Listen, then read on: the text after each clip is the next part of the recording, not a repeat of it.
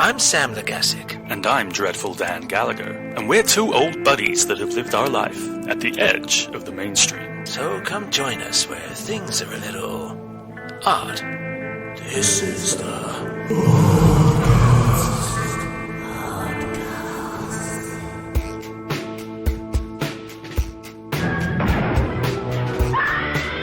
You've got to believe.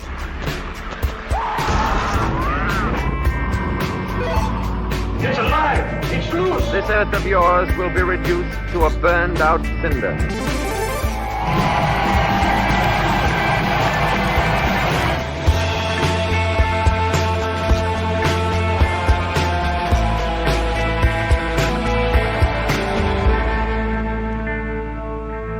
Hello, everybody. Welcome to Oddcast, Movies, Music, and Gaming. Here with me is Dreadful Danji.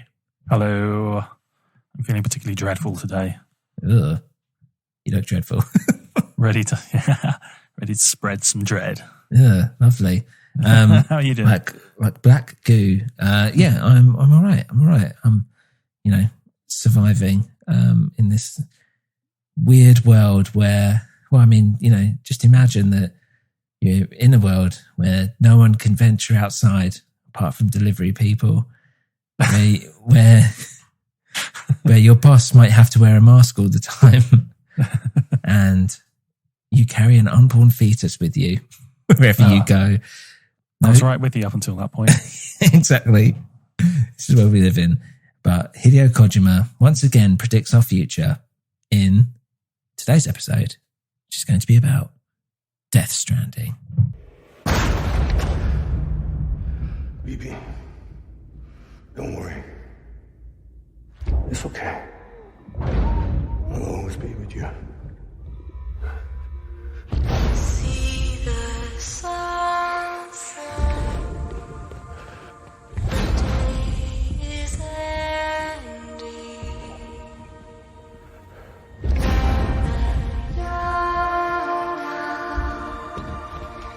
There's no pretending.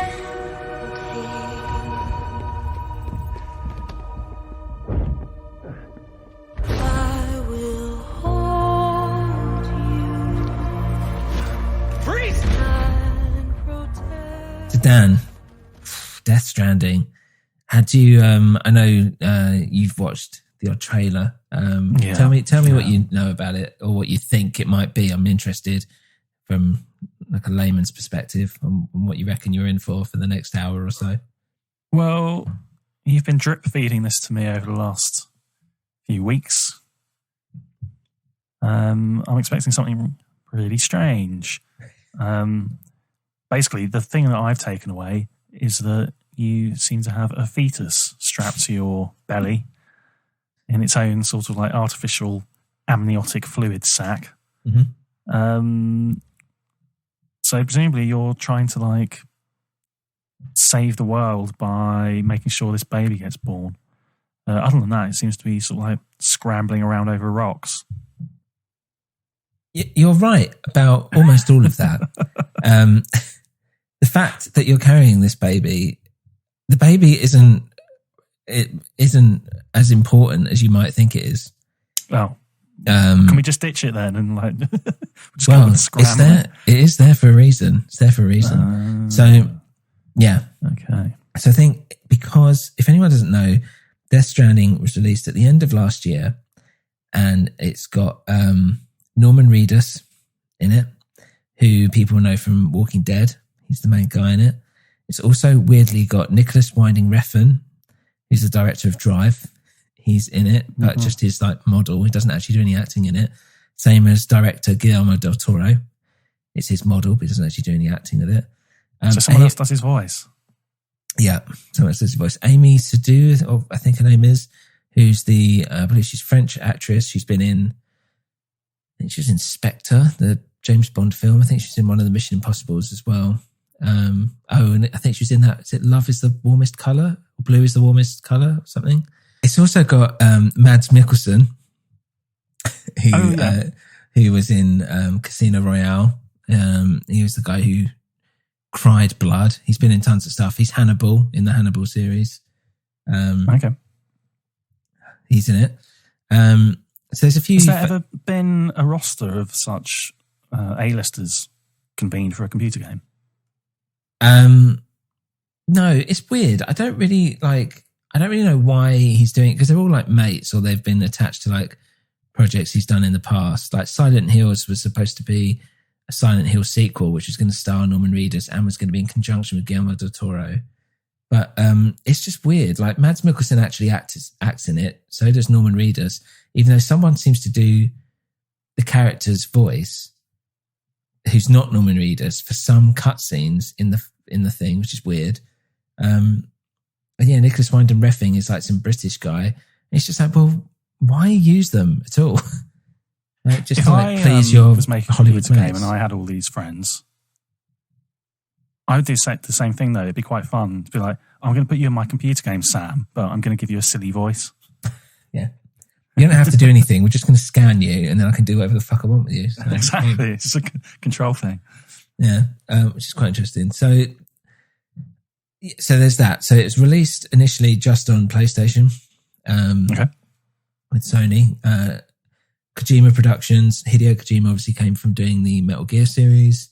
Right. Fell out with Konami and went off to do this, basically, which was his first You big love project. that game. I love the Metal Gear series, and we'll definitely touch upon that in this podcast at some point. But yeah, so he this was his first game out of it, and yeah, when it came out, a lot of people loved it, a lot of people hated it, and I can see why on both. So after having completed it, I thoroughly enjoyed it, and it actually took the world of gaming and put it on its head for me. At the same time, I struggled to be able to go and recommend it for people to play, because it is a completely different gaming experience for Joe Blogs. I think you have to be, I don't know, like you have to be open for this kind of experience to enjoy it, or you might want something different from gaming, or just have a different, you know, I don't know, like a different expectation, or just want something different from a game. And if you're kind of going in there with that. What's so innovative and different about it? Well, that's just it. So I think like how I'm gonna try and break this up as much as I can, and I'll kind of talk about the world itself, the traversal of said world, a bit about how the game actually works, because that's quite key. And then I will start talking about the characters and the plot, because that is a huge part of it. And then some of the multiplayer aspects and all this. So you have to really bear with me and strap in. So when it gets to the plot bit, which I'll kind of try and stick at the end as much as possible, that's when there'll be spoilers. So watch out for that. But I will try and keep it as spoiler free as possible to begin with. So let's take a little break and then we're going to hit it.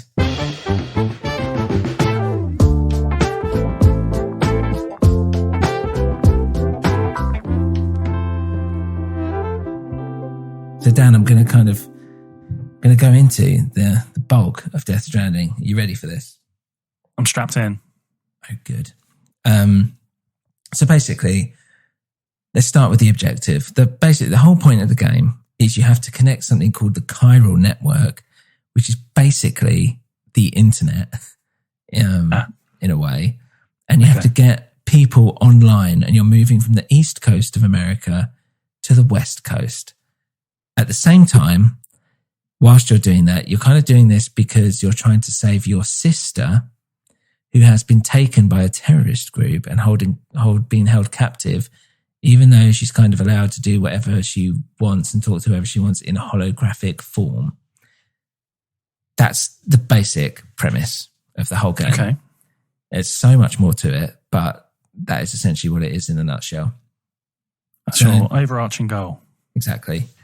So the world that you're living in is America, but it looks like Iceland and not the shopping centre. Yeah, I did. Yeah, I noticed that in the trailer. Yeah, it's all this kind of It just looks completely different. Part of that is because of this thing called timefall. Now, there's no more rain anymore. What there is it looks like rain, but it's actually timefall. And basically, it ages anything that it touches. And I think the idea is that the whole of Earth has been aged by this timefall rain that's kind of raining on everything. That's why the structural integrity of everything is at stake. Now, you can get caught in this timefall. You have a little hood thing that kind of goes up as soon as it starts raining, so it keeps you safe. But the idea is that you are a delivery man delivering packages around and connecting people up to this network. So a lot of the packages and some of the vehicles and stuff that you drive, just general stuff, can be affected by this timefall and can be basically get worse for wear. And you have to, you get a like spray that you can spray your goods with to help the container keep its integrity. And you can pump resources into structures and stuff to kind of help it get back to 100%. There is a reason for this timefall, which I'll come on to. Now, I guess, which is that there's these things called BTs out in the world, which are beached things or whatever. So without going too much into the story at this point, the idea is that the Death Stranding was an event where this kind of purgatory world, which is called a beach and which looks like a beach or whatever, has kind of started meshing with the real world. So dead things are starting to come into the living world. BTs are essentially dead people who are, kind of being sucked into like the real world and kind of grasping for you for whatever reason. So they're these like black oily things that have these weird like cords coming out of them, which down the line you can actually cut. So instead of like battling them, which I'll kind of come on to, you can kind of cut these cords and they'll float away. But they're the kind of like, they're one of the bad guys, let's say, that you're kind of having to deal with. These sections are pretty cool because they will always be where timefall is, because that's essentially the kind of cross between life and death. That kind of area is where this timefall stuff can happen. It can be anywhere in the world. It can kind of come and go, and you can kind of one point look at the weather report on your map so you can see where timefall is or where it's coming or when it might end. And the BTs kind of hang out in this area. You can't see them. They're invisible. But so how do you deal with them? Well, this is it. So the reason why you can see them is because even though you can't see them, when you stop, they'll like appear for a bit and then disappear. So you kind of get a sense of where they are.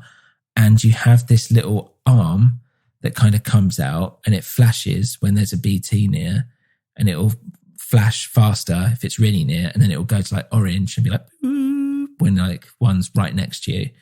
And then you have to like press a button to like hold your breath, and you have to try and crawl past wherever you're going.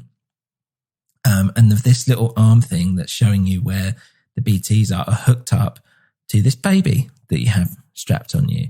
So the reason why you've got the baby is because it is called a BB, which is a bridge baby, which is something that connects you between the world of the living and the world of the dead.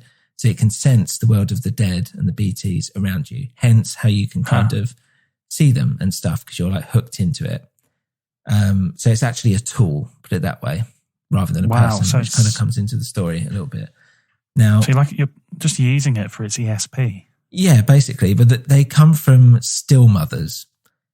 So mothers that were either kept on life support or dead, basically, that were having babies. So they're still these fetuses that are placed in constant state of fetality or whatever. Wow. Because they're not quite alive, and obviously they're not dead. And that's quite a sick dystopic concept. Yeah, exactly. Quite cool. Yeah, it is quite cool. So that's how you kind of see them. There's a part in the game where you have to give in your BB and you have to go out and do loads of missions in all this BT territory, and you just can't see the things. You can't see them. You And don't what get a do little radar thing. You're just walking around hoping you don't bump into one. And it's Why? What do they do to you? well, this is it. So it's super fucking tense. You get ones that kind of, you get different types. You get ones that, the normal ones are just like, they're like human bodies, like just kind of hanging in the air. And then you get ones that are like this beast, and you see it's like paw prints on the floor. But you can't usually see that. You can only sense if it's near. You don't want it to get you. But basically, if they see you or sense you or whatever, then all of a sudden it'll be like blue, and this black tar will start to try and swallow you up. And all these like figures like come out and try and drag you into it, and you have to try and basically get away. Now the problem is that if you can get, they've been very, very close to catching me and pulling me under. There's a couple of times where in the story you kind of it has to happen. But I've not died properly out in the wild to these things. I've been very close, but I haven't actually done it. But they pull you under, and basically the idea is that you will then die, but your character, who's funny enough called Sam, will it's like a repatriate or something, which basically means that you will, if you find your body, you'll suddenly become like a floating soul. And if you find your body in this space, he'll come back to life. So you can't die, basically, which is interesting. And obviously plays into the whole fact that it's a fucking game. You know, it's not complete game over.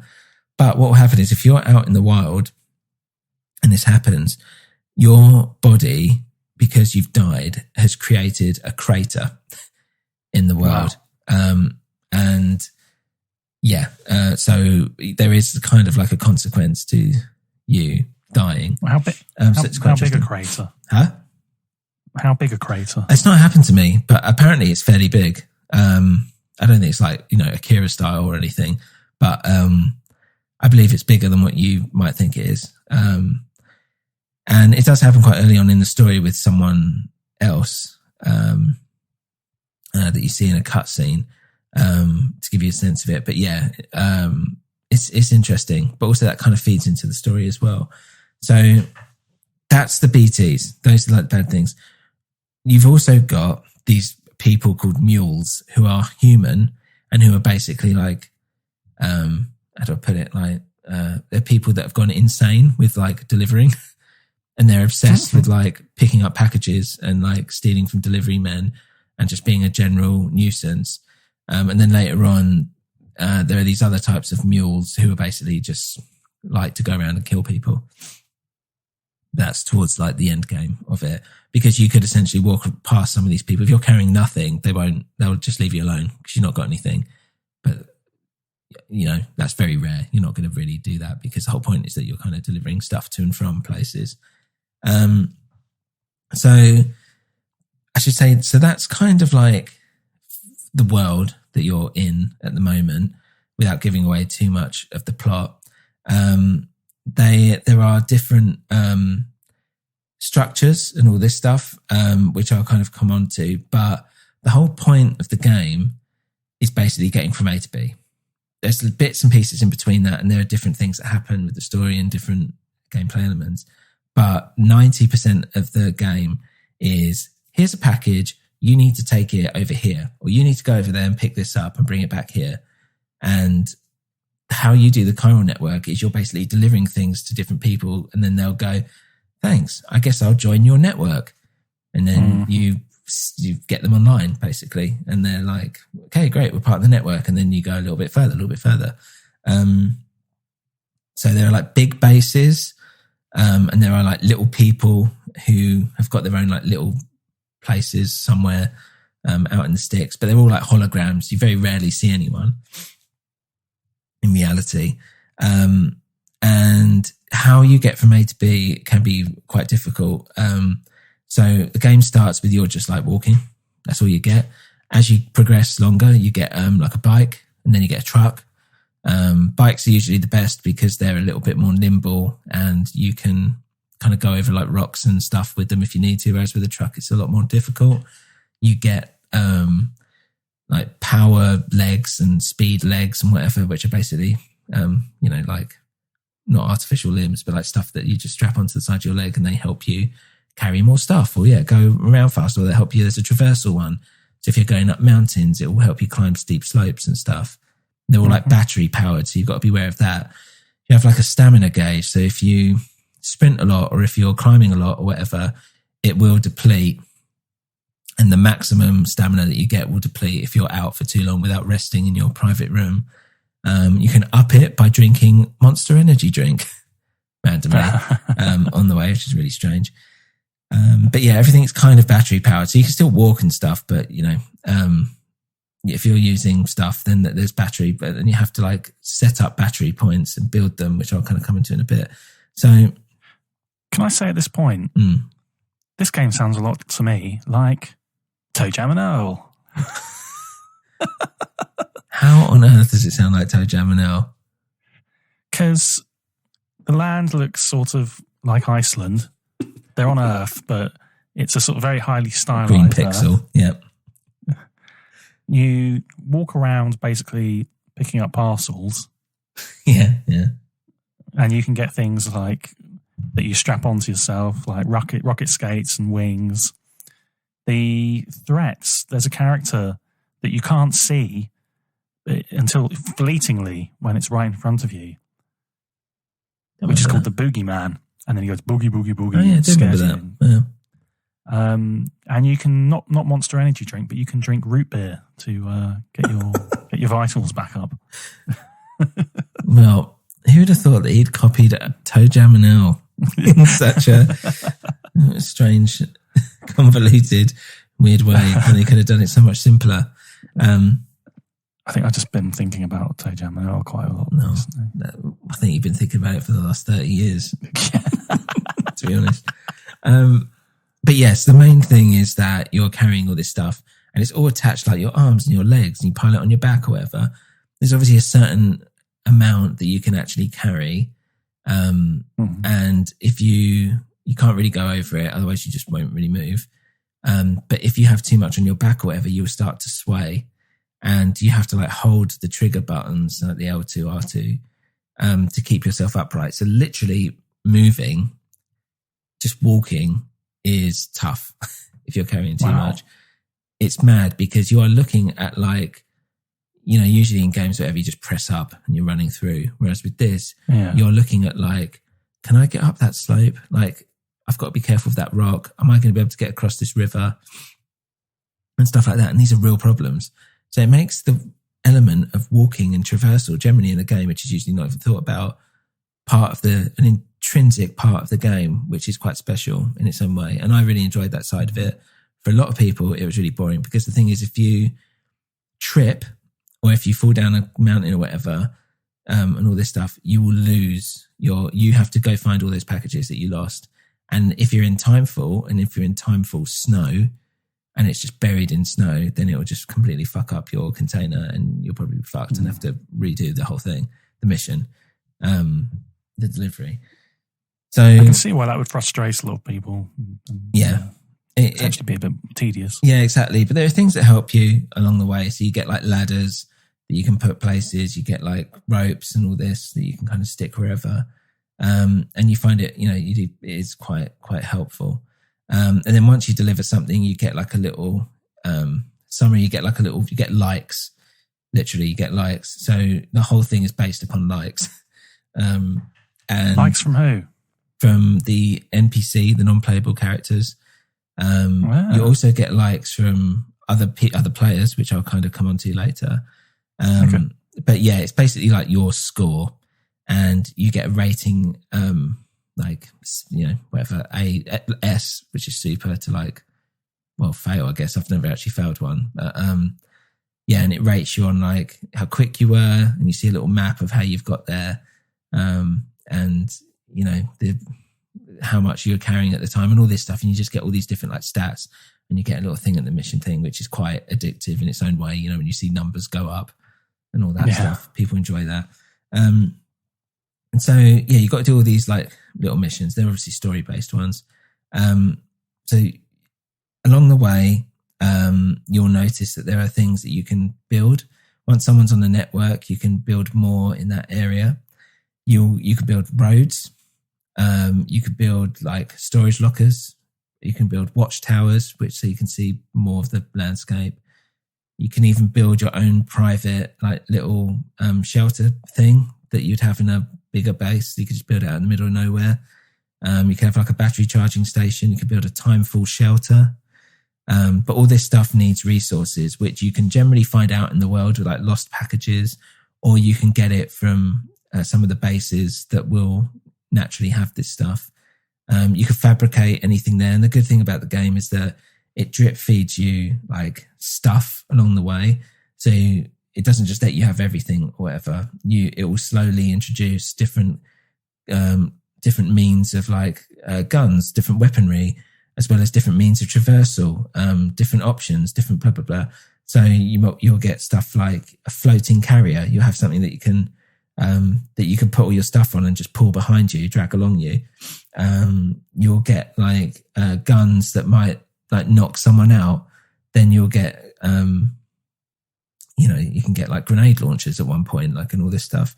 So there's lots of stuff. You can get different cars and bikes and you can customize them and all this stuff.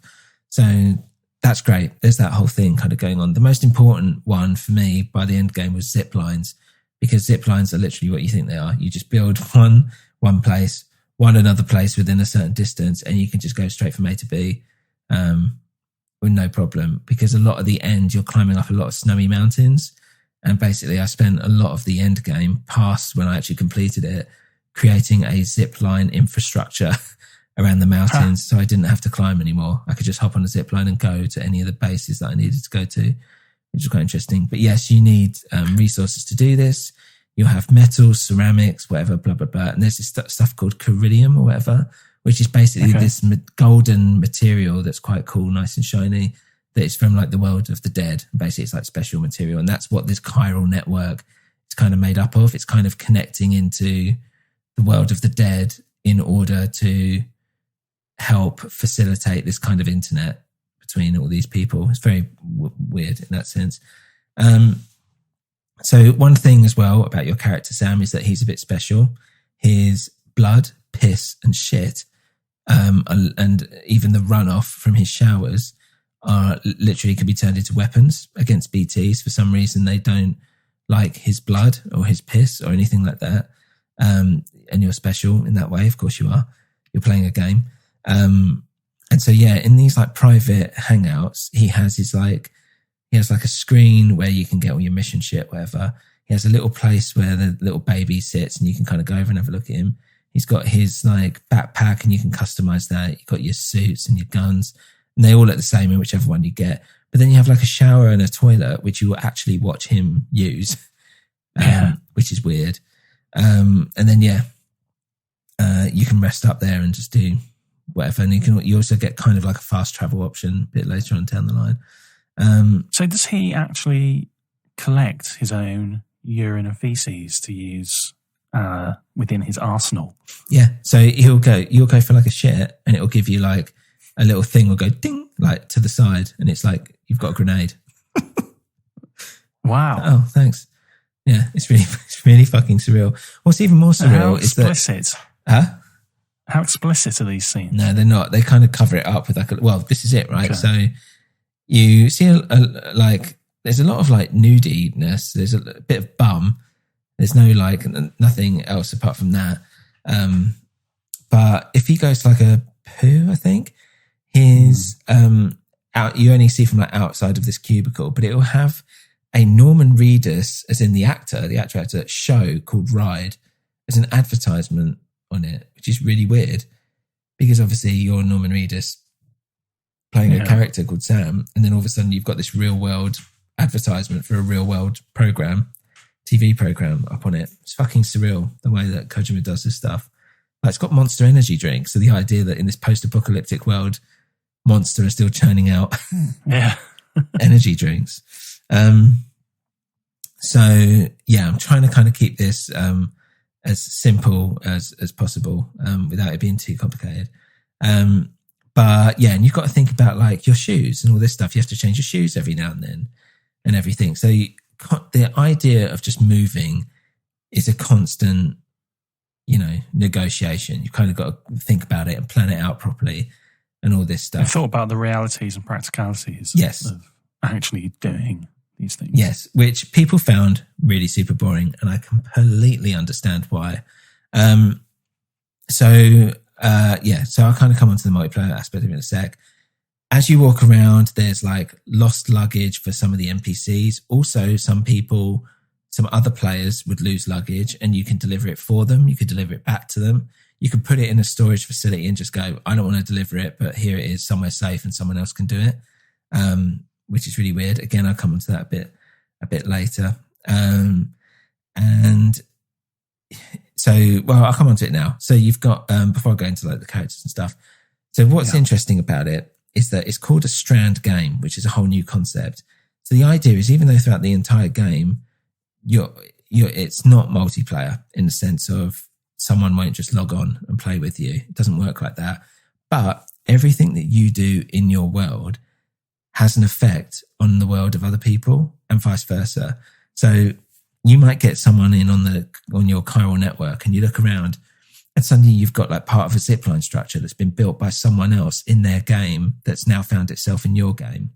You'll notice that paths that are well used or that you've used before, instead of being just like a trail of snow or like, nothing, it's just a path that you've just some grass that you've walked on, will now turn into like more of a actual path.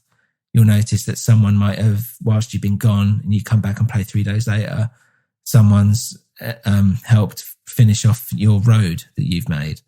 How? Yeah, and things like that. How can this happen? How do they know? I don't know. But the thing is, and you can actually go, so in your menu, you can look at your bridge buddies or whatever, and you can see like whatever the hundreds of people that you're connected to in your world and all their like stats and stuff. And you can put up signs like you do in Dark Souls, actually. You can put up signs, and with the structures, people can like it, and you can kind of customize them a little bit as well if you put enough resource into them. So there are times where like I just put up a fucking, I don't know, I did a road or whatever, and then I've come back like a week later and it's like got like 3,000 likes from real people or whatever. Wow. And you're like, it's so weird. There's just people out there just using this thing that I've made and it's just appeared in their world. So does it connect you to a limited number of additional players for the whole duration of your game? Or is that, do you think, in constant flux? Yeah, I don't know. I think it's in constant flux. I don't know if it's, I don't really know the science behind how it actually works, but it's great. Like there are times where you're just like walking around and there's like a bike that's there, a truck that's left at the side. But yeah, it's been really helpful in some respects. Well, that's what I was going to ask. Can anything bad happen? Can you inherit anything? No, there were times back in when it got first released where like people would leave like a truck that like won't let you get into a building that you need to get into or whatever. So you have the ability to actually dismantle things.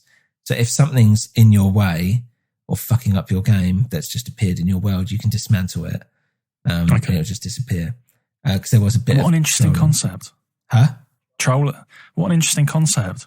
It's really weird. Like I've never really seen anything like it before where you're having an indirect influence on each other's world and it's just happening. Like you have no real control of it and they're not there. They're just like, they're just weirdly just around, but you're not seeing any of them. You're completely alone. And that's part of the appeal of the game is it's very zen. Like the whole thing is very isolating. There's a lot of times where you're walking around, the camera will pull back. You see this whole vista of you walking through this beautiful landscape, and then some music will just start to come in, and it'll be this like atmospheric, like evocative scene that you're suddenly now part of in this game. As you're just walking across this weird world that is apparently America.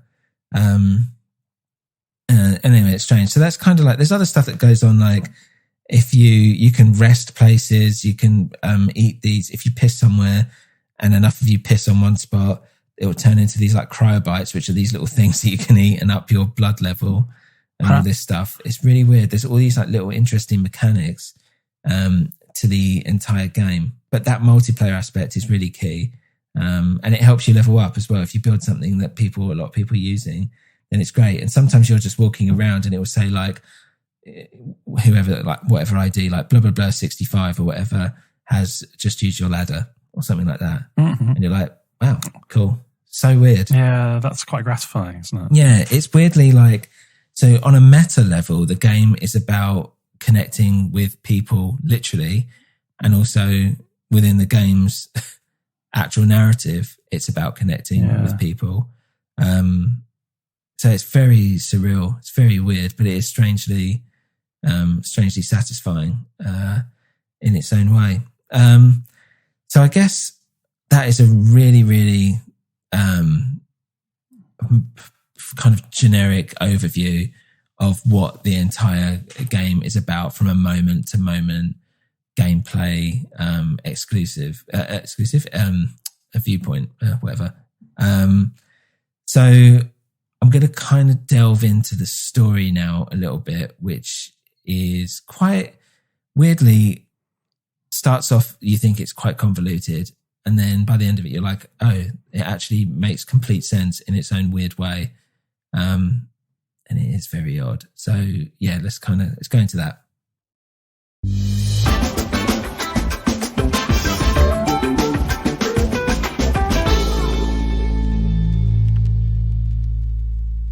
It's story time. Sam the Gassique. Fuck. So I'm going to completely fuck this up, but I'll try and do as much as I can. So I'll give you an overview of the characters first, and then I'll go into the plot. So you play a guy called Sam Porter Bridges, which is, in the first place, it's like the fact that you are basically a porter, and the company that do this kind of delivery service are called Bridges, which makes sense a bit later. But you're like, okay, like Kojima has a certain thing for like just calling a spade a spade. He's not a fan of subtlety, put it that way. So your character, and I'm going to just say it now, we'll go into spoilers. So if you don't want to know about any of this, then fair enough. But you have some kind of weird, you're scared of being touched by people or something. You have some kind of skin condition or some shit. I didn't really understand. Where you don't like to be touched. So he physically doesn't connect with people as a person. There's that. He has this thing called dooms, which is that what some people get, which is kind of like a multi-leveled condition where you have some kind of connection to this world of the dead. Let's put it that way. Okay. So he's like, oh, I've got like mid-level dooms or something, which means he can kind of generally sense when there's like BTs about. He can't see them or anything like that, but he can generally sense what they're about. There are characters which I'll come on to which can control BTs. So they will have like the highest level of dooms or whatever, I guess. Because they can kind of manipulate it. But the idea is that, you know, there's like kind of special people out there and you're one of them.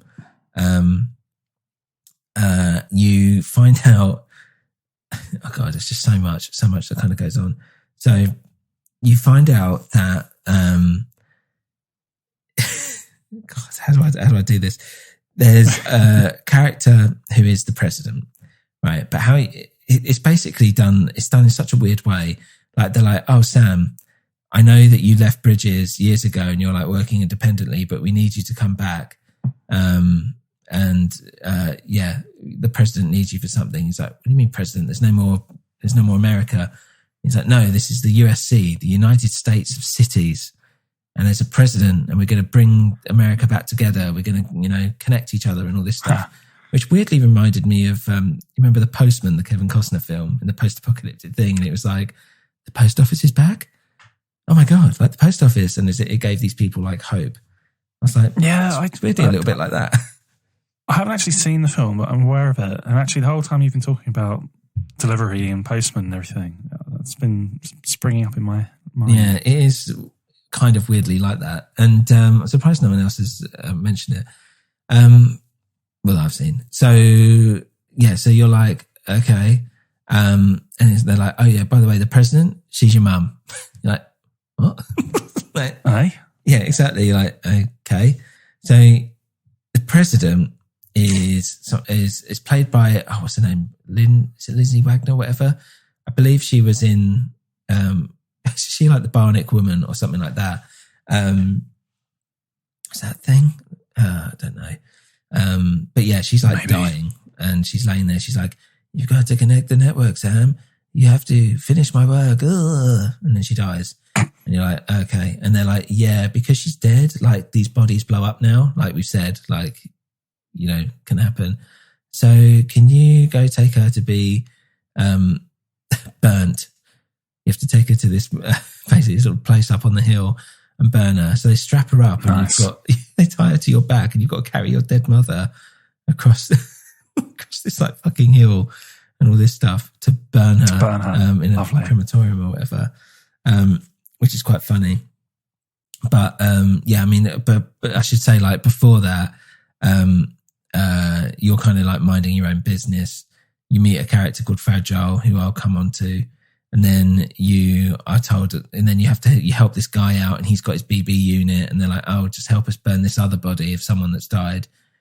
And then you get caught by these BTs, and someone's controlling these BTs, and then that body you are carrying explodes into a crater, and you die, and that's when you realise that you're this repatriate who can come back to life afterwards, and you're like, oh, everyone's dead, but I've still got this BT. And they're like, oh, we'll keep that BT then, you can have that. And yeah, here's the president. So all that stuff's happened beforehand, I should have mentioned. So you go and burn your mother, and then all these BTs appear, and that's when you have this little BT sequence that you're in control of now.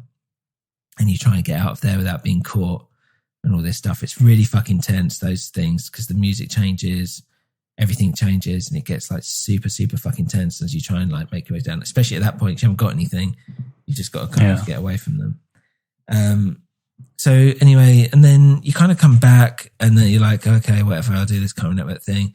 And they're like, yeah, by the way, your sister, Amelie, who looks exactly like your mother, but obviously a younger version, she's been captured by this guy called Higgs, who I'll come on to. And yeah, and here she is. And she's like, hey, can you come save me? You've got to travel the same route I did, get people on this network, and then get all the way to the West Coast, save me from these terrorists, and just basically connect up the whole of America.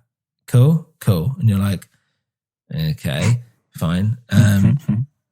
So they're like, yeah, to do that, you have to slowly, you know, unlock and whatever and get to X, Y, Z and all this, and obviously explain the entire plot for the whole thing. So you're like, okay, fine. At the same time, like, you're getting these weird, like, flashbacks or dreams or whatever, where you're on the beach, which is essentially this purgatory. You're holding like this baby. You're having weird things of when you're like a kid, and Amelie, who looks exactly the same, is like, oh, don't cry, blah, blah, blah, blah, blah, and all this stuff. And you're like, oh, okay. It's very weird. And you're seeing these like, and there's a shot where there's like these 5, like, they look like BTs or something, like in the sky, very far away, and you're like kind of looking out at them as they're like looking back at you. It's a really cool shot, and that kind of comes into, you know, you realize who they are a bit later on. So anyway, the majority of the game is you're doing all these, you're meeting these people along the way. You're trying to find out a bit more about the Death Stranding, and you know, you're getting these people online. Higgs is this guy who's basically like the kind of more the antagonist, let's say. He's got this like golden mask, and he's like saying all these fucking normal bad guy things, and he can control BTs. So he like every now and then you get a boss battle against like a fucking huge like BT monster, and he's like the one kind of controlling it, and he's saying things that you're just like, I don't understand what you're saying, but it becomes a bit more relevant to the plot later on. And that's quite interesting. So he's kind of popping up every now and then. But yeah, for the most part, you're just kind of, the whole idea of it is that you're meeting these new characters and that you're connecting with them. So you've got, you've got your boss who essentially gives you all the tasks to do, who's called Die Hardman. And he's this like guy with a mask. And he's the one that kind of gives you your missions. And he's the one like, your general, let's say. You're like, here, you've got to do this and do that now. And you do as you're told. So he's one guy. You find out later he has a bit more of a part to play in terms of your history. You've got this guy called Dead Man. That's the Guillermo del Toro guy, who's basically like a Frankenstein of bits of body parts made together. And he's obsessed with death because he doesn't have a beach, because he's not really alive or dead. He's like this kind of weird Frankenstein's monster. So whenever he's like, people talk about beaches, he's like, oh, that's cool. Yeah, I don't have a beach because I don't really have a soul. And it's like, oh, okay, cool. You've got Fragile. Fragile has her own like delivery service thing that you end up trying to use. She has this Dooms thing as well, but she can actually like transport you places, and she comes quite key later on through her beach or whatever, because all beaches are connected in their own weird way in this weird afterlife.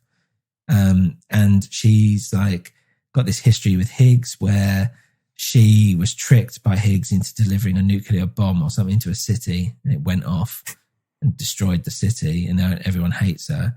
And then he tried to trick her into doing it again, and she realized what he was doing, and she threw this nuclear bomb into a pit of tar. But he let her do it, basically. He gave her a choice of like, he was like, cool, you can either let this bomb go off and we'll just call it quits, or you can throw it into this pit of tar stuff, this deadfall shit, whatever, timefall stuff. But you have to walk through this timefall rain with this mask on.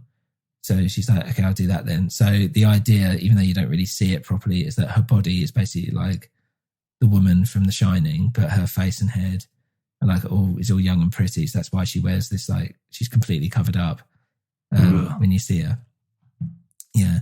So it's kind of messed her up mentally as well. So she's like one character. You've got her. You've got Hartman, which is Nicholas Winding Refn's character, who you meet quite later, fairly late into the game, and he's kind of like the historian. He's like the science guy from that aspect of it. He's trying to figure out the Death Stranding. And he dies every 20 minutes for 3 minutes, and then he comes back. And in those 3 minutes, he searches the beach for his wife and kid who died. And then he gets brought back to life. And then he has another 20 minutes of doing whatever, and then he dies for another 3 minutes. So it's weird because there's like, you go and see him, and then he's like, okay, cool, I'm just going to go die over here. And then he'll wake back, and then you can look around his room, and he wakes back up, and he's like, okay, cool. So as I was saying, which is really weird.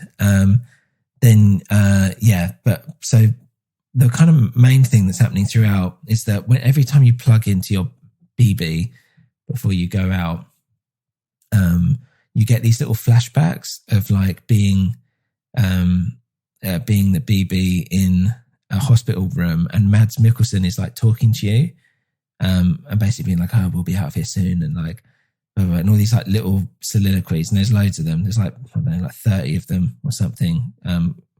Each time you plug in, you come out of your private room, or whatever you plug in, you get these little clips. And then throughout the game, basically there's key moments where you get sucked into this weird whirlwind, and Mads' character is like this war veteran, and you get to play in 3 wars.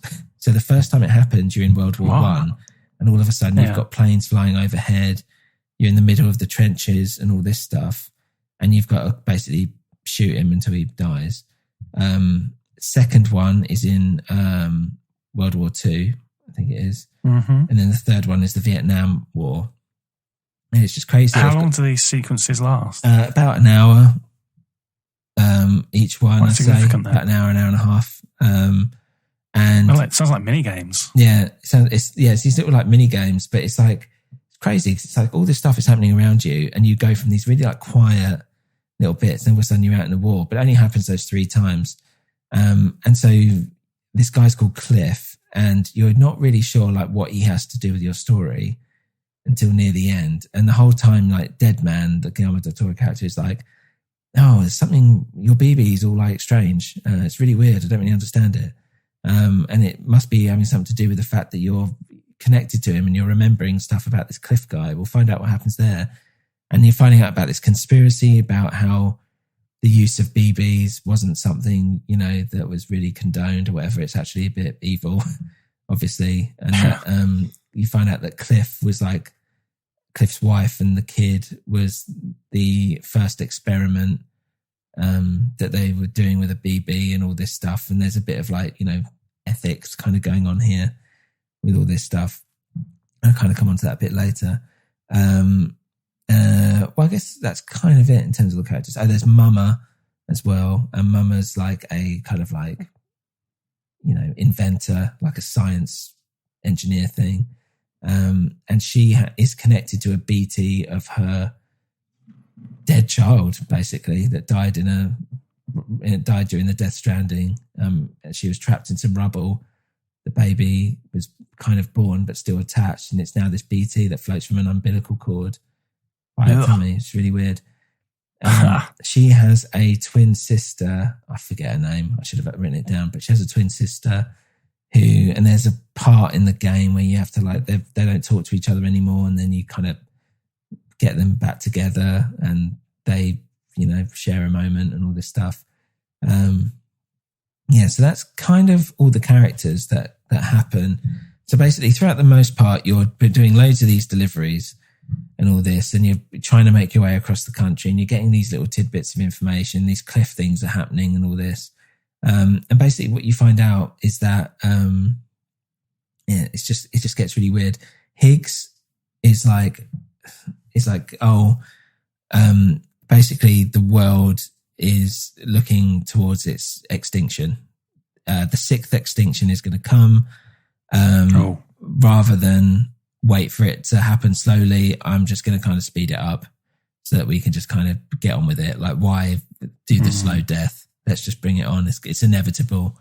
So you're like, okay, no, I'm going to stop you. Whatever. You can't just kill everyone.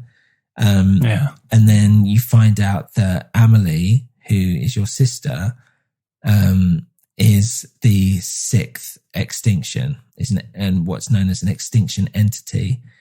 And there's basically like a ham-fisted story where like we've had 5 extinctions. With every extinction, there was an extinction entity. There was something that basically saw it in, that made it happen. But each time that there was an extinction, new life grew. There something stronger came up and all this stuff. Yeah. So what you start to realize, basically what the crux of the story is that you realize that your mum, who is the president, and your sister they're actually the same person. Amelie is the soul, and the president woman was the body. The body's died, so all that's left is like the soul. Yeah, I know it's really weird, but I'm like, okay, how's that his sister? Well, it's not. It's not his sister. So he's been brought up to think that was his sister, but they're like, have you ever actually seen your sister apart from when you've been on the beach? And he's like, no. Like, yeah, she doesn't exist. And they kind of hint at it throughout the whole thing, because there's a lot of people going like, I've never seen Amelie, but you know, it's great that she's done this. And I wonder if I ever get to meet her in real life, and like, blah, blah, blah. So they kind of hint at the fact that she might not actually be real. But then, yeah, apparently she's the soul version of the woman that's just died. But she's like, yeah, I'm an extinction entity. It's bad, isn't it? And you're like, oh, okay. So you kind of have this like showdown with Higgs.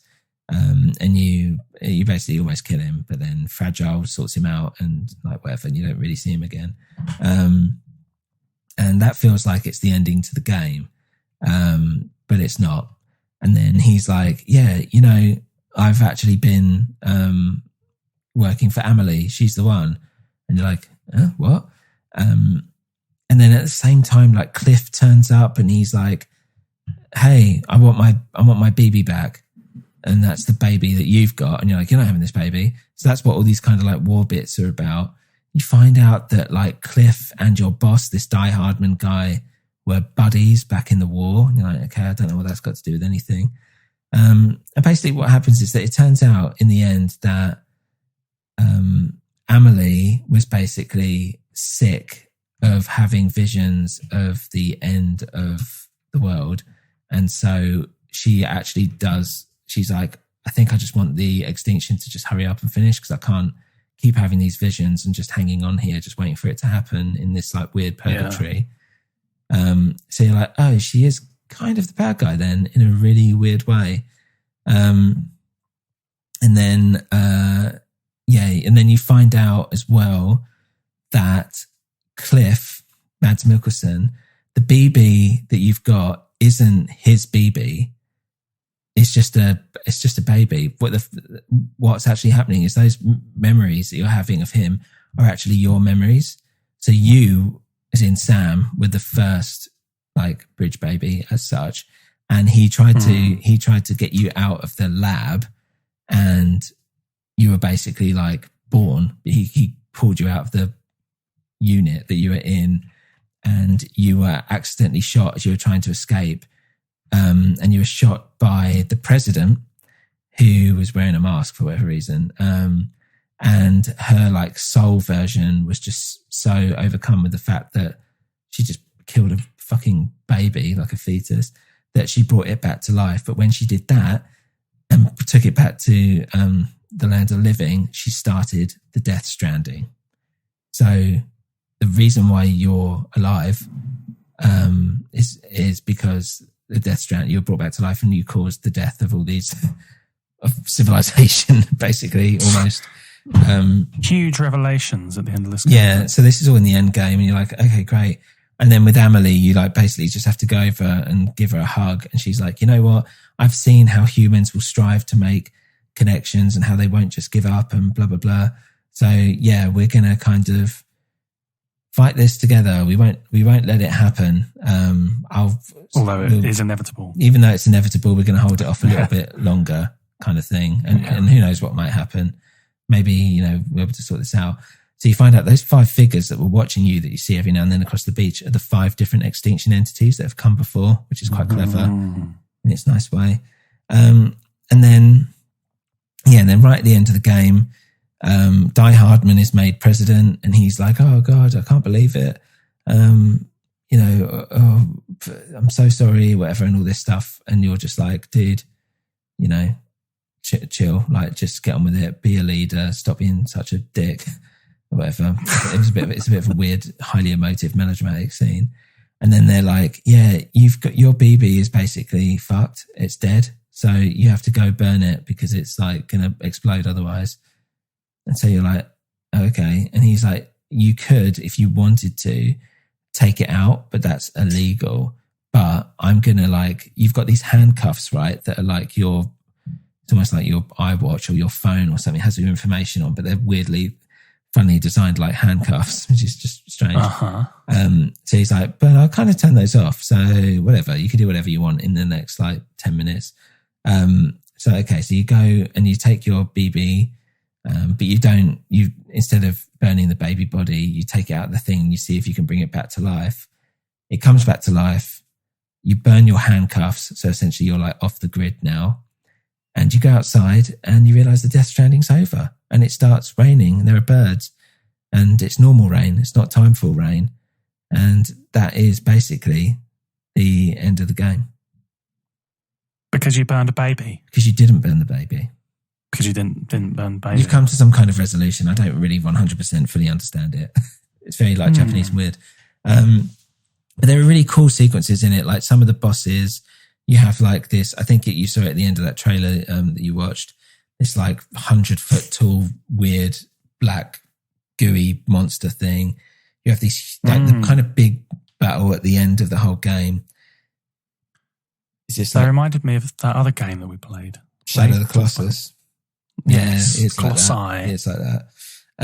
They've got another bit where it's like there's this big whale thing and you kind of got to jump over these buildings to get there, to like move around. There's just all this like really intricate stuff. So like the last thing you have to do before you get to that big boss fight is you've made it all the way to the west coast, right?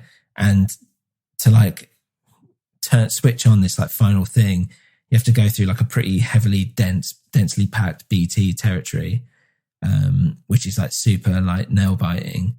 and it's horrible. But once you get to the end, they're like, you fight that massive 100-foot monster thing, and then it's like, okay, cool.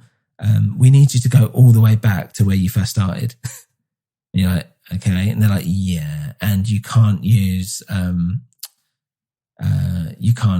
the quick thing. You have to literally like walk or drive or whatever all the way back east. So you're like, okay. But they're like, yeah, but all your structures are basically gone. So it's like, okay.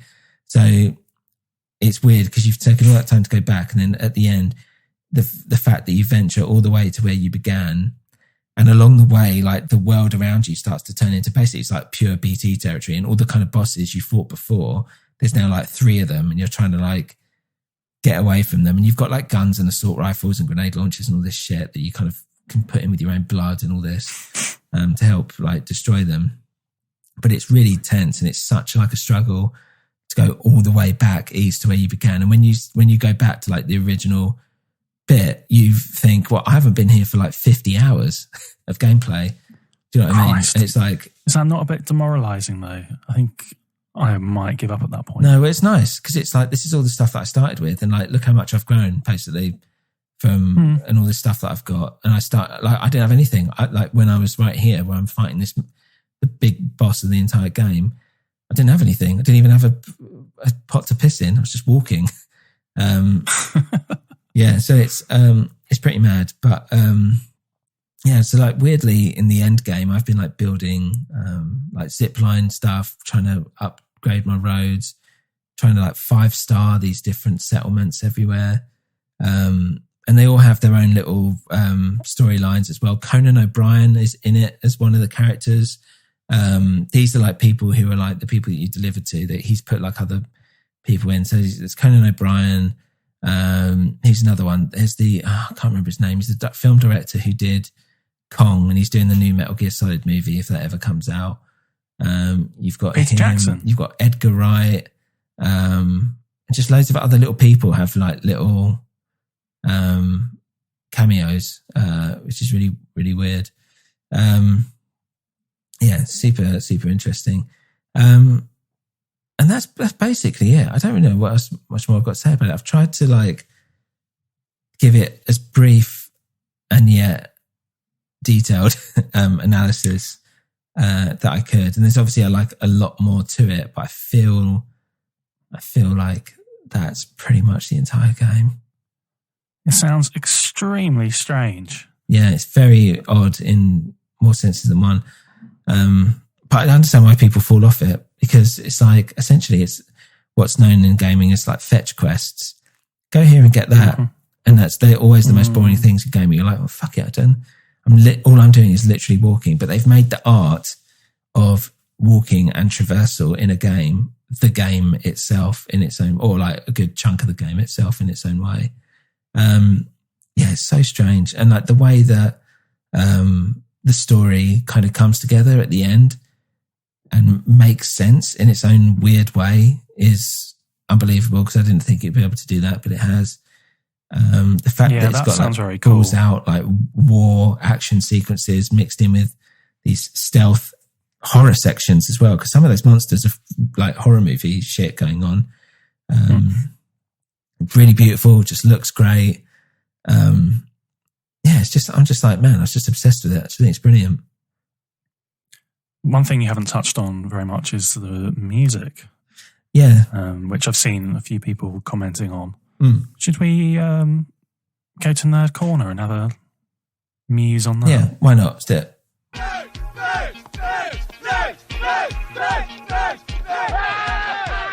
So Dan, for Nerd Corner, I should just say, I know we were talking about the Mondo delivery. Part of the Mondo delivery I'm trying to get is the Death Stranding soundtrack, both of them, as in the songs and the actual soundtrack score, I should say. I thought it might be, because I was just looking it up and I saw, it's by Mondo. Yeah, I haven't got them through that's yet. In your Mondo package. Yeah, I should say the main music that's actually happens in the film, in a film, game. And I say like it pulls out and you see like what's kind of going on around. The main band that are on that is a band called Low Raw. It's kind of Sigur Rossi kind of ambient sounds that's good. It's really nice. But yeah, the score itself, like everything about the game, I'm just mesmerized by. I just think it's amazing. So the score is by someone called Ludwig Forsell. Is that correct? Yeah, and I believe he's done a lot of cool stuff. I'm just trying to get his name up. But yeah, sorry, carry on. Well, that's all I had to say. I noticed that they've done 3 different vinyl pressings of the score by Ludwig Forsell. Quite interesting. The packaging doesn't look anything like the game. It looks like a prog album from the 70s. Is it the hands? Like Marillion or something. Yeah, there's these like hands in a sort of really abstract, surreal, especially in like a gatefold sleeve, in this like weird landscape with like some drapes, red drapes, and some silver balls floating around. But there's 3 different editions. Which one have you gone for? Well, I would like to have got the Splatter edition, which I believe is that it's one of them anyway. You could get in a Splatter. Yeah. But, no, I've had to get the coloured one. It was the only one that was available. Looks nice. Blue, gold, and red. 3 LPs of this music. That's a lot. I hope you, I hope you enjoyed it while you're playing the game. Yeah, you're going to sit down and listen to all of this. Yeah, I think as well. It's it's for the collectability of it as well. Yeah. But yeah, I just realised Ludwig Forsell, he did the soundtrack for Metal Gear Solid 5 as well. That's what I've known him for. Which is the game that he did, that Kojima did before he left Konami. It was the last game he did. I did enjoy the score. I thought it was just beautiful. It's just so weird because it's like most of the time you're just by yourself, just hiking up somewhere, just doing whatever. And when you get the bits of the music come in, it makes all the difference. It's just really melancholy and nice. Very fragile, but not too fragile. I noticed the soundtrack, the songs from the video game, as well as Low Roar. You've also got one track by Apocalyptica. It's quite interesting. I've seen them play live. Oh, really? They're quite good. They do sort of like, I don't know, they look like a metal band, but they kind of play like 4-piece ensemble chamber music or something like that. Okay. Like cello and it's all very like quite. It's beautiful but quite gloomy. Yeah. Yeah, that thing on the cover of that one that you see, there's like, it's like a necklace with like 5 like black bars of licorice or something attached to it. So that's how you connect up to the chiral network, basically, is you kind of have this floaty necklace that you put into this weird machine bit and then come into network. And you're always crying because it's chiral stuff, whatever makes you cry. There's a lot of crying in Death Stranding as well. A lot of high concept stuff going on in this game. Was it all just created by this one chap? Yeah, I mean, there's that constant kind of conversation about how much auteurism there is with games. So, like a Kojima game will have more people working on it than like a Hollywood film. So even though it's directed by him, there will still be a ton of people behind that. And especially when it comes to something like a game where, the gameplay itself and how that's designed and how that will work and be smooth and all that stuff. It's a lot of people that go into something like that. It's not just the same as pointing a camera and saying, I want this shot here. Obviously there's an element of that. You've got the cutscenes and whatever. But the idea is that the story is him and he's very much like, I want this and this is how it's going to be. So, he's one of the few like auteurs in gaming, or considered as auteurs anyway in gaming. So in reality, I don't know how much other people would have had an effect on that story, but to everyone else, basically it's his story. It's his game. He's the main man behind it. I mean, it's by Kojima Productions. It's his own production company. Okay. But it's very Kojima in a sense of, if you look back on the games that he's done, it's tons of ideas crammed in. It's weird. It's over the top. It's completely crazy Japanese stuff. But people love it, including myself. So what's your final impression on the game? For me, it's one of the most unique and interesting games I've ever played that will stick in my memory forever, for sure. It's bold and ambitious, and it's certainly something that at points defies how people currently understand what a video game should do. For me personally, I found it very cathartic and engaging, though it's quite an addictive experience, and maybe want to venture back in as soon as I was finished. Like, I'm still thinking about it now. I've done the game. Like, I don't need to do anything else if I don't want to, but I still just want to go in and deliver and set up more, of a zipline network and do all this stuff. It's crazy. Plot wise, completely melodramatic, insane, completely unsubtle, and yet somehow that's kind of exactly what I wanted it to be. And it's a great game, and I can totally see why people would hate it. Completely see it. But for me, it kind of turned a lot of what I feel about gaming on its head. Same way like something like Dark Souls did, where it kind of ruined games for me a little bit because it took it to like a whole new level. And that's kind of what Death Stranding's done. It's kind of made me reinterpret how I engage with games. And it's very, very rare that a game can do that. And that's the thing, is that it's like people, I understand the jokes and the memes of stuff of like, you've got this entire stack of stuff and you fall down a hill or whatever, or like, you're just trying to like, it's just how people are just like, why the fuck is it so difficult for me just to like go down this little hill? Like, this is the boss area or something. This is the most extreme, difficult thing I've ever had to do in my life. But I'm like, yeah, but that's how it fucking should be.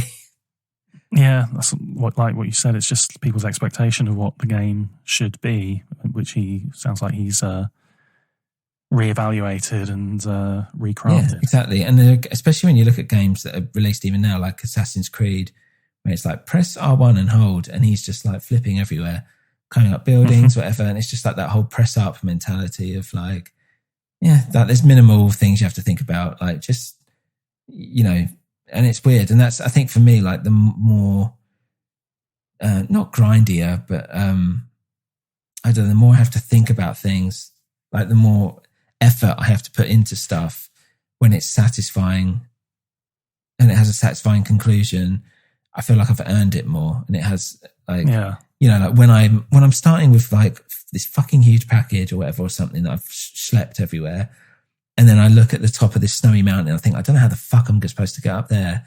And then you get there and deliver it, and you've just been doing it by yourself, or like maybe with a ladder, or just trying to like sludge up there and all this stuff. There's something weirdly gratifying about it that I just can't put my finger on. And in the same way, people might do that and think like, what a shit way to spend like 10 minutes of my life. I'm like, well, a lot of people did, Sam. A lot of people did. We've heard from you, but let's hear from some of those doubters and non-believers let's do it. In reviews.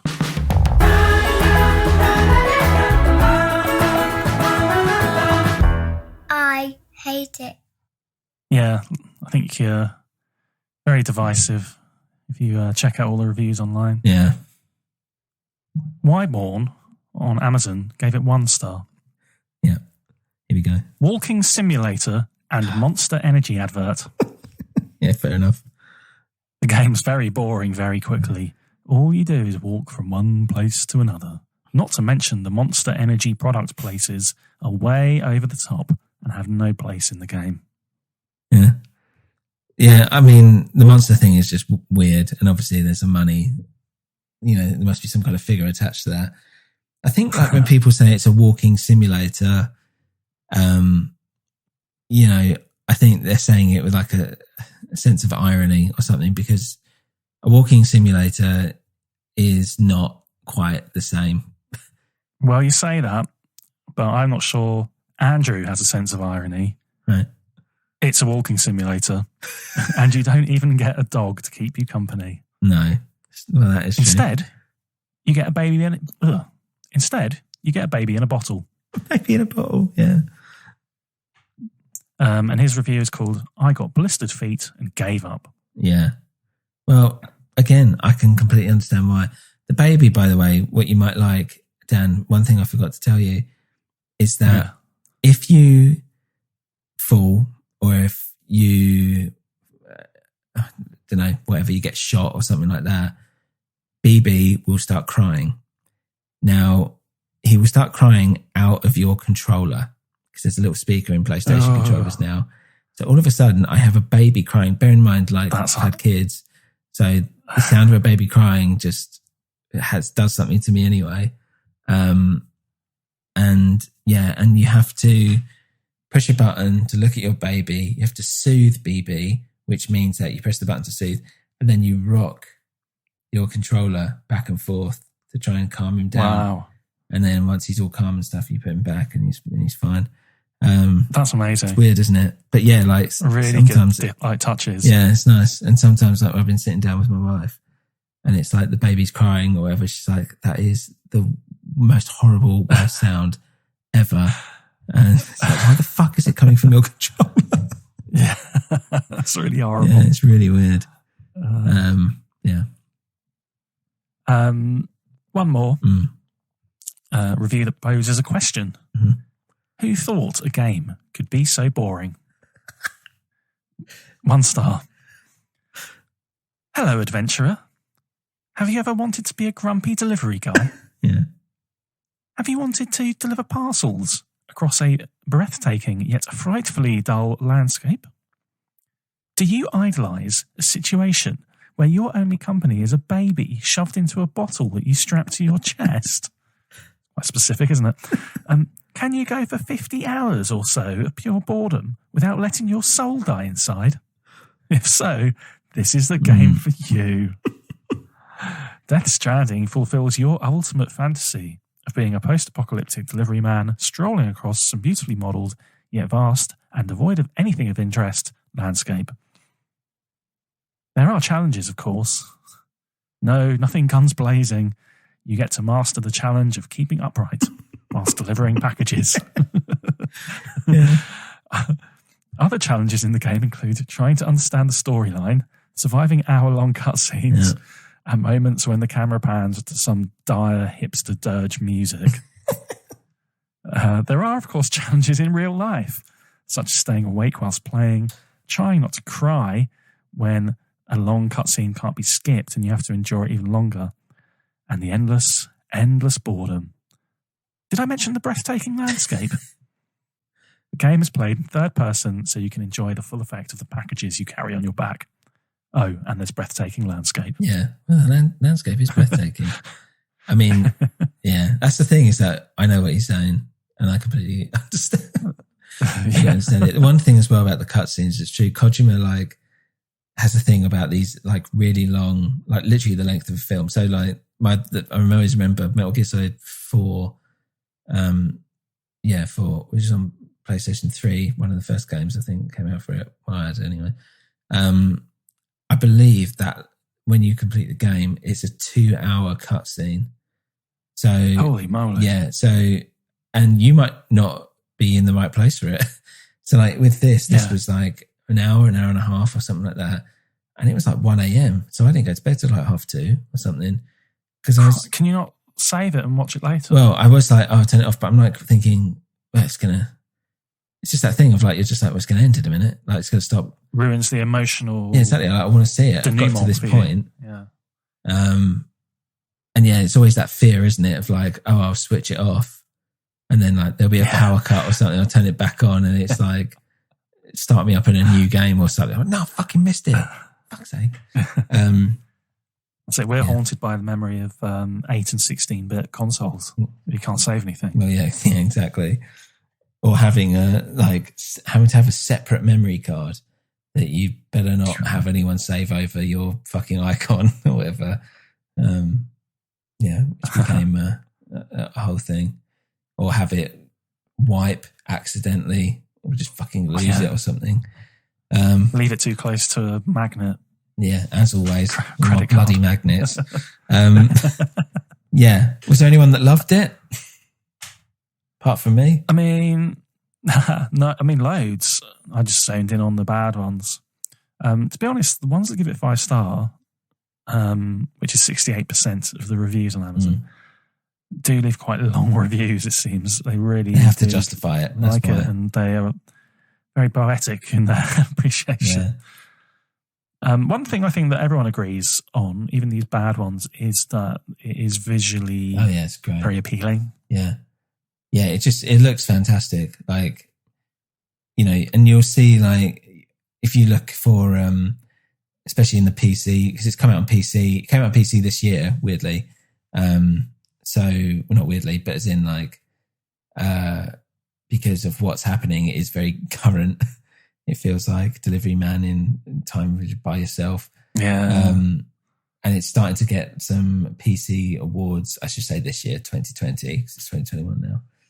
And I believe it's got like a whole bunch of awards for the PC. But anyway, but it comes with like a photo mode now and all this stuff. So some of the photos that you can take in game and you can search for them just look fantastic. And it does, honestly, like the scenery is just great. It's beautiful. They've done such a good job with it. It's amazing. And I think it's so cool that it's supposed to be America. The idea that the America evolved has but completely gone. It's completely disappeared. And you're left with this now. Yeah, that is nice. It just doesn't look like America whatsoever. It looks great. Like very Planet of the visually Apes. engaging. Huh? Like Planet of the Apes. Yeah. Yeah. I always like to get a Planet of the Apes reference in if I can. Yeah, why not? Before we go, 1 5-star review, just one. So 5 stars. Bit boring a game. Really boring game. I sold it on after trying to persevere with it. 5 stars. 5 stars. Of course.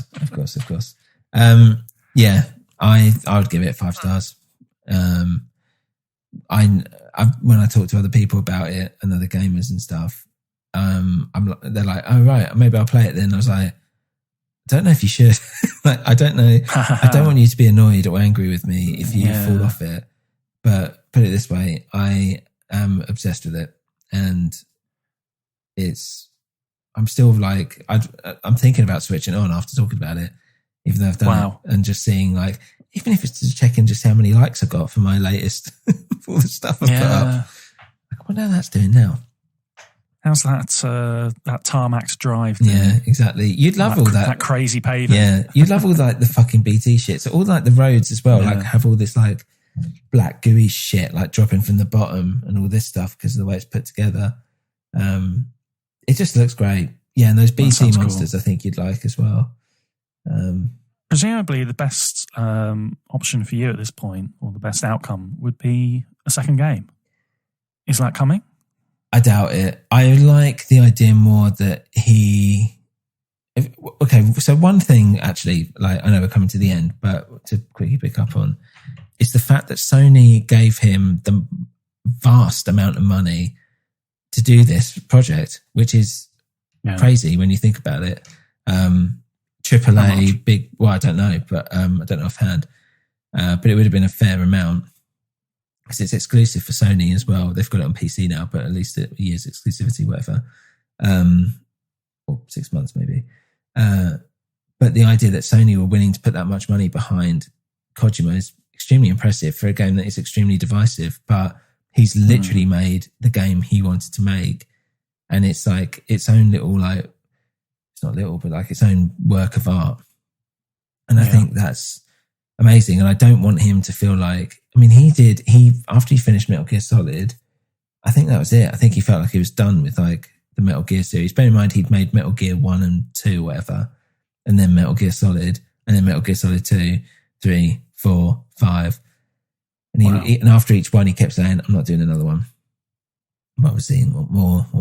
Konami made him do it, whatever. But the idea is like, he's done Death Stranding and that's its own thing. And now he'll move on to like a different IP. I kind of want him to do like something like what Chris Nolan might do, even though he did the Batman trilogy, which I suppose is his own version of Metal Gear Solid, whatever.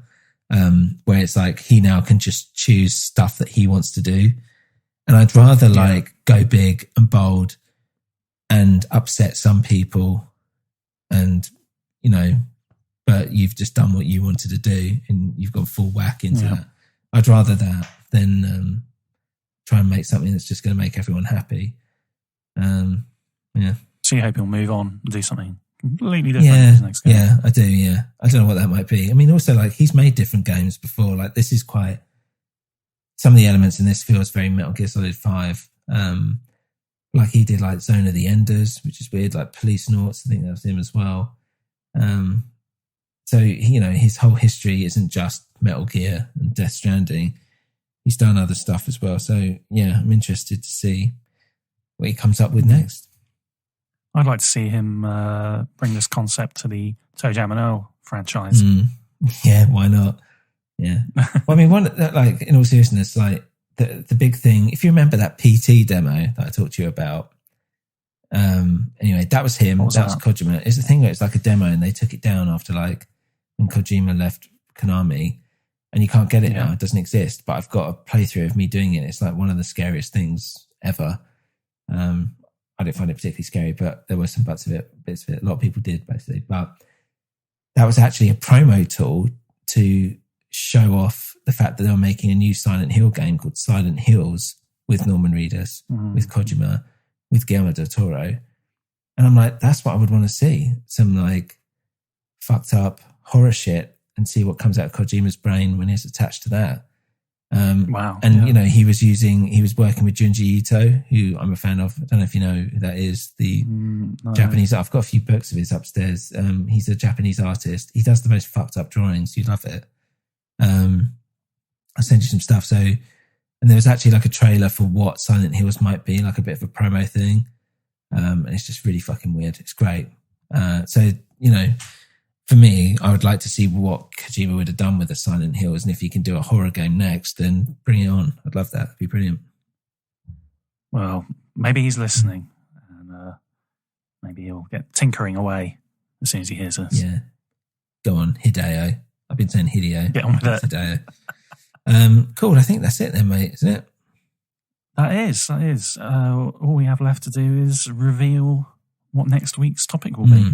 Yes. Well, instead of doing the randomizer, the fact that we watched Wonder Woman 84 recently, and it was, spoilers, it was dire. So I think seeing as it's very on trend at the moment, still, hopefully anyway, we're going to kind of delve into that because it is really odd in its own way of being odd that it was made. Just the way they've done it. It's just so weird. It's such a weird decision that they've gone in with this film in so many ways.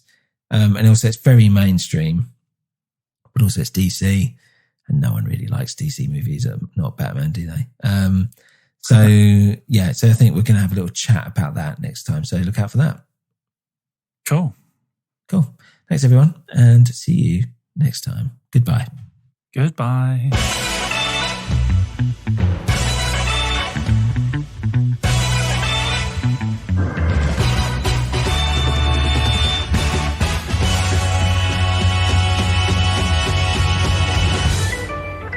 Hey guys, thank you for listening to Oddcast Movies, Music and Gaming. If you want to get in touch with us or get a movie, album or game put on our list to discuss, then email us at oddcastoddballs@gmail.com or a newwinterpodcast@gmail.com. This is part of a New Winter Podcast network, so head on over to anewwinter.net to check out our other shows. You can also follow us on Instagram at anewwinter, Twitter at anewwinter, and you can head on over to our Patreon page, patreon.com/anewwinter. Thanks for listening and see you again soon.